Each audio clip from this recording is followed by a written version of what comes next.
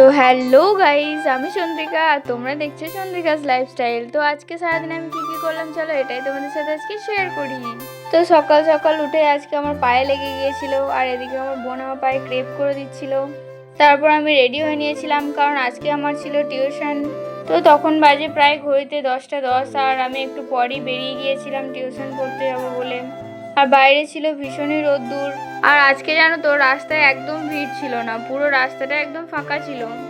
সেই জন্য আমি খুব তাড়াতাড়ি পৌঁছে গেছিলাম টিউশনে। আর গিয়ে দেখি এখানে সৌরভ তো ওর হেলমেটগুলো নিয়ে ব্যস্ত। তো এতগুলো হেলমেট মাথায় নিয়ে কি বোঝাতে যাচ্ছে যে ওর মাথার উপর আরো দুটো মাথা রয়েছে। তো যাই হোক, এভাবেই টিউশনটাও কমপ্লিট করে নিয়েছিলাম, আর তারপর চলে গেছিলাম একবার আমার কলেজে। হাই গাইস, এটা হচ্ছে খুশি। আজকে মনটা উড়ু উড়ু, ঘরে আজ মাছের ঝোল ভাত খেয়ে এসছে।